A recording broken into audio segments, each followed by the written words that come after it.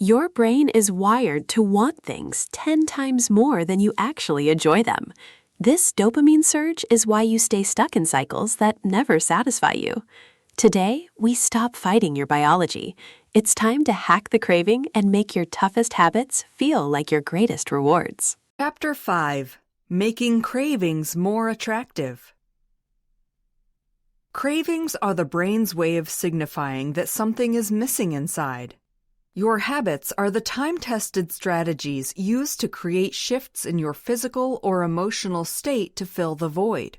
There are many ways to address satisfying either of these states, but you will use the one that satisfies them in the most pleasurable way. To ensure you are motivated to act in a positive way, you must make the right behavior a more attractive option for satisfying your craving. But first, you must understand where cravings come from and why they are so powerful. New section: Historical Relevance. Many of your current cravings are grounded in your ancestry. Humans have evolved significantly since the time of hunters and gatherers. Science and technology have increased your ability to live more efficiently and find a wealth of resources to address your needs. However, what hasn't changed are the underlying motivations that influence behaviors. Every behavior stems from some type of underlying motive. Your habits are contemporary solutions to address ancient motivations, which include the following: the need to survive, reserve or build strength, find companionship, be accepted by the tribe, belong, or achieve prestige and admiration. The motivation for overeating. Our ancestors lived in a time where food was not plentiful, and calorie and nutrient-rich food sources were scarce.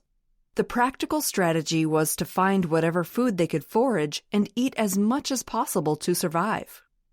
In modern times, food is abundant in many regions of the world. Foods that are high in calories are no longer scarce.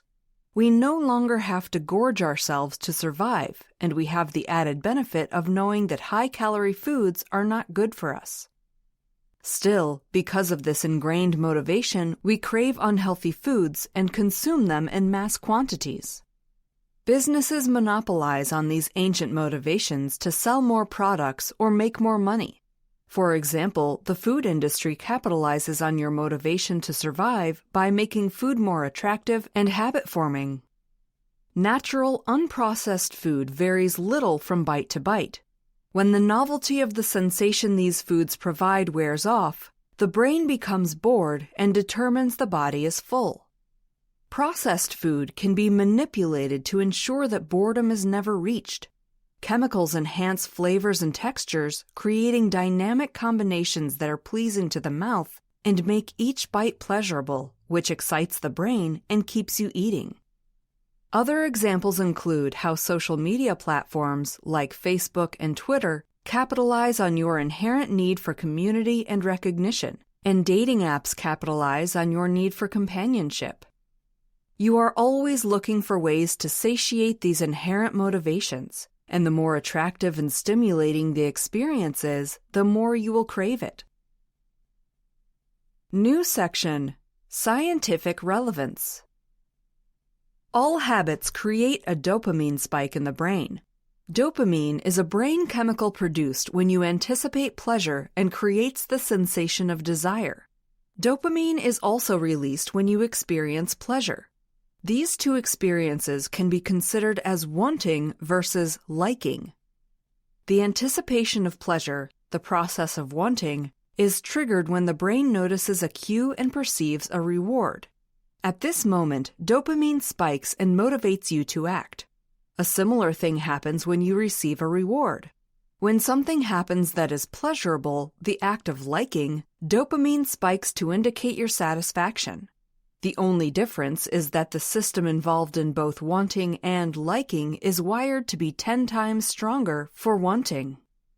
Consider how much more exciting the days leading up to Christmas were than actual Christmas morning as a child. Consider the butterflies felt before a date compared to how it feels to be on the date. In relation to the stages of habit formation, your body releases dopamine in the following way. Reward. The first time you receive a reward, dopamine spikes, indicating your pleasure. Cue and craving. When the same cue is noticed again, dopamine spikes and initiates a craving in anticipation of the reward. Response. The anticipation urges you to act, and dopamine remains at a neutral level. Reward. When you receive the reward the second time, dopamine does not spike, but stays neutral. This is because the reward was expected and the pleasure experienced less satisfying than anticipated. If the reward is not received, dopamine drops from the disappointment. If the reward comes later than expected, dopamine drops from the disappointment, then spikes at the relief of finally receiving the reward again. Example. The habit formation stages can be seen clearly in drug addiction. The phrase, chasing the dragon, characterizes the difference between wanting and liking. The first time the drug is used and elicits a pleasing sensation, a connection is formed between the drug and pleasure. Each time you are cued to want the same type of pleasure, you will crave the drug.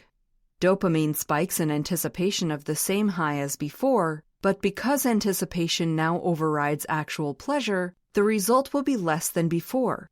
Continuing to chase this high is the essence of habit formation. New section. Social relevance. Your underlying motivation to belong affects your behaviors. Group mentality is strong in society. You want to feel connected to others and a part of something larger than yourself. Therefore, what you see others do around you shapes what you do. Your earliest habits are formed by imitating how parents, friends, and teachers behave. When certain behaviors help you fit in and belong, they are more attractive. There are 3 groups of people that greatly influence your choices and behavior. The close. You often pick up habits from those you are close to without realizing it. Like the physical environment, your social environments are riddled with various cues. The manner in which your loved ones respond to a cue acts as a sort of subconscious peer pressure. You imitate their behavior so you will be seen as one of them. This type of imitation is only negative when you're surrounded by bad influences. If your best friends smoke cigarettes, you will be more likely to start smoking. If your family members overeat, you become more susceptible to overeating. Surrounding yourself with positive influences helps surround you with good behaviors. When you see others behaving in a way that is in line with the habits you want to create, forming those habits becomes easier. To use your social environment to its full potential, seek out specific social groups where your desired behaviors are the norm and with which you already share something in common. If you want to read more, join a book club. Even better, join a book club made up of similar people, such as those with similar careers or who are at similar stages in life. If you have a young child and want to exercise more, join a mommy/daddy and me yoga club. The shared identity promotes your personal identity, and the sense of belonging fuels your motivation to maintain good habits and provides allies for the journey. The many. Group mentality is a powerful influencer because it is easier to go along with bad or incorrect behaviors than be good or right on your own. When you don't know how to respond in certain situations, you scan the people around you to see what everyone else is doing. When you want to buy a new appliance or piece of technology, you check Amazon reviews. When you want to see a movie, you look at Rotten Tomatoes to see what the critics thought. When you want to go to a restaurant, you check Yelp to see which establishments others liked. You want to imitate the best behaviors, so you seek out the most popular options chosen by the public.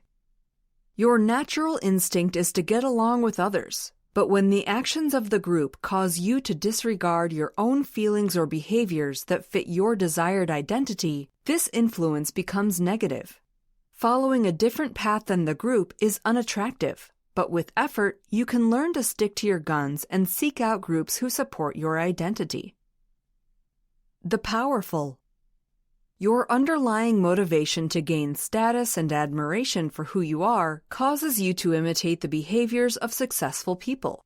You imitate those you envy and become motivated to act in a way that generates the praise and respect you perceive them to have.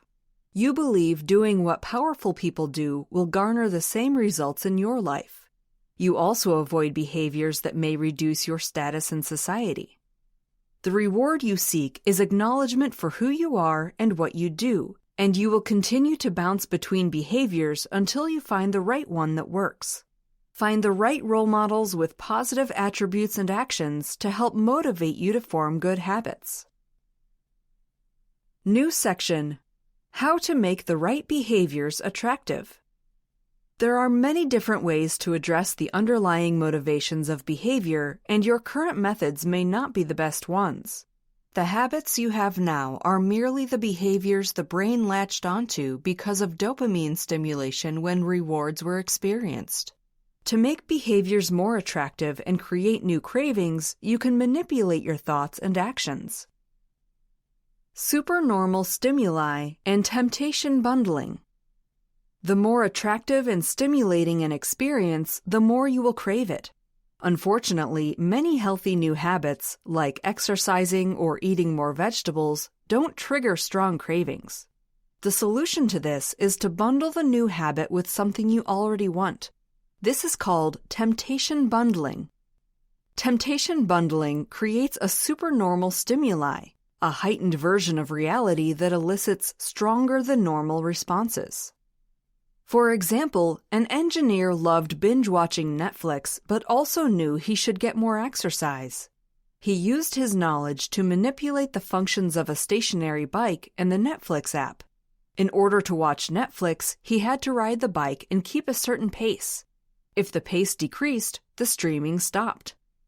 By creating a connection between his craving to watch Netflix with his desire to exercise more, he made the act of exercising more attractive.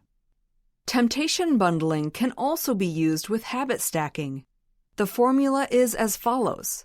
After X, current habit, I will do Y, new habit.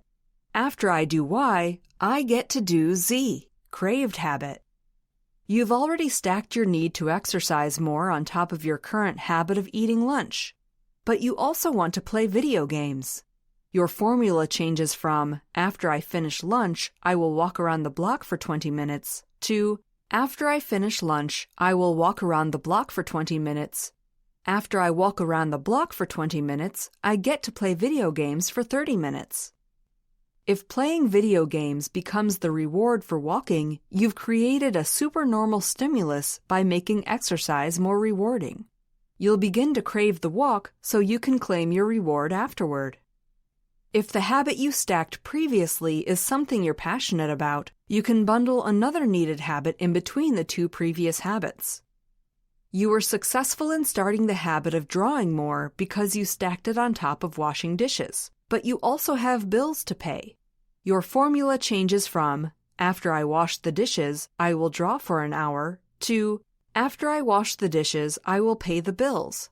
After I pay the bills, I get to draw for an hour.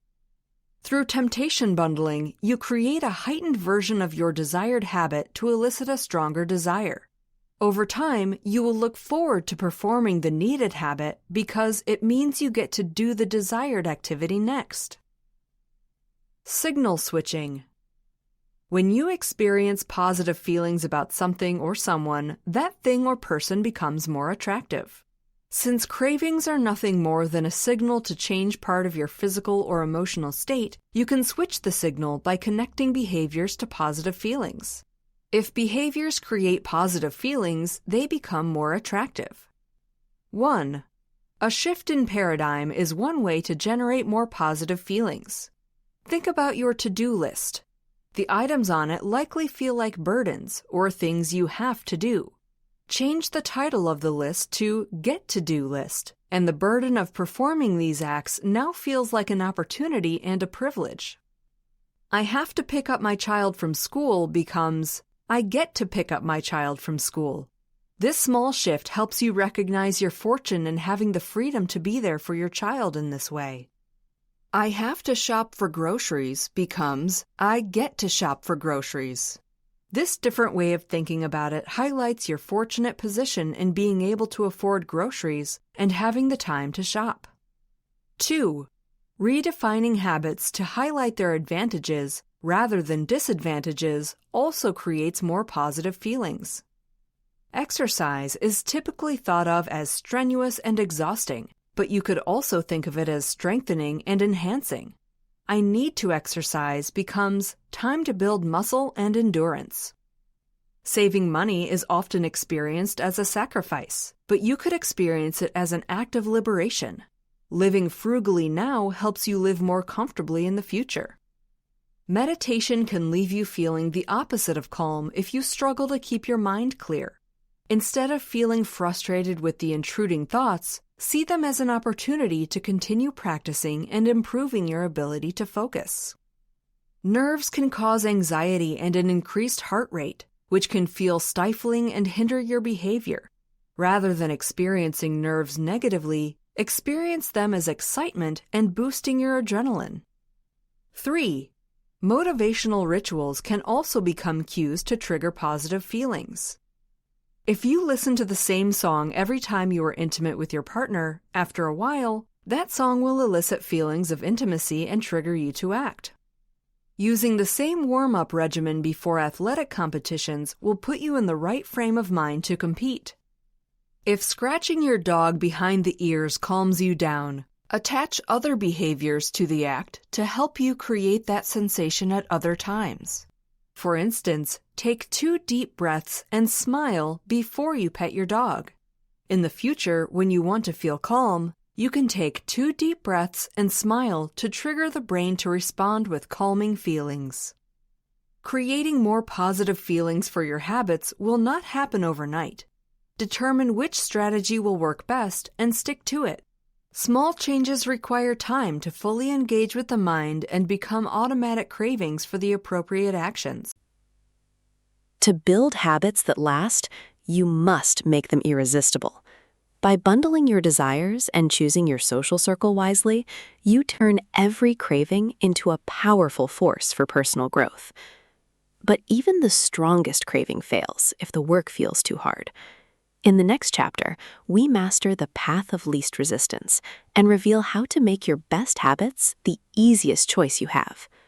Subscribe for the full masterclass, like if this helped you today, and comment what's one habit you'll make attractive. The next step in your journey is waiting for you, right here.